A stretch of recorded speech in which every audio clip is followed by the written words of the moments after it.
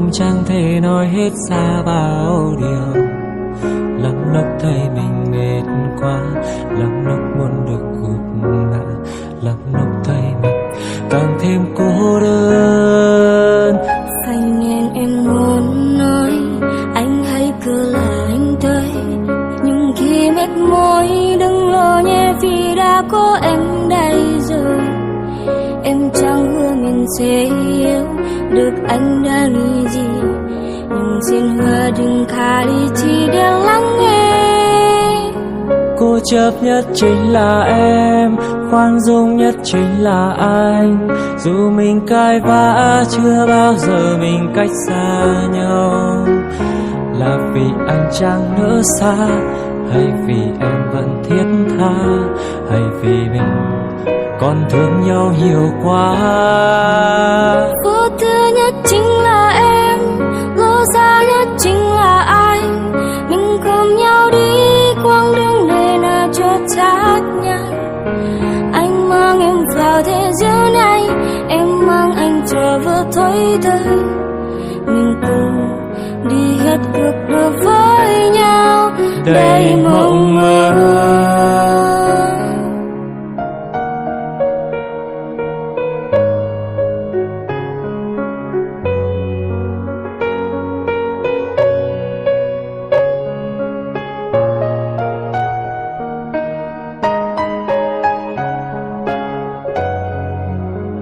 Vậy nên em muốn nói, anh hãy cứ là anh tới.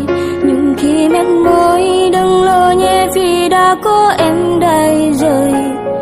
Em chẳng hứa mình sẽ yêu được anh đã nghĩ gì, nhưng xin hứa đừng khá đi chỉ để lắng nghe. Cố chấp nhất chính là em, khoan dung nhất chính là anh. Dù mình cãi vã chưa bao giờ mình cách xa nhau. Là vì anh chẳng nỡ xa, hay vì em vẫn thiết tha, hay vì mình còn thương nhau nhiều quá. Vô tư nhất chính là em, lối xa nhất chính là anh. Mình cùng nhau đi quãng đường đời này chợt sát nhanh. Anh mang em vào thế giới này, em mang anh trở về thấy thơ. Mình cùng đi hết cuộc đời với nhau đầy Cố chấp mơ. nhất chính là em, khoan dung nhất chính là anh.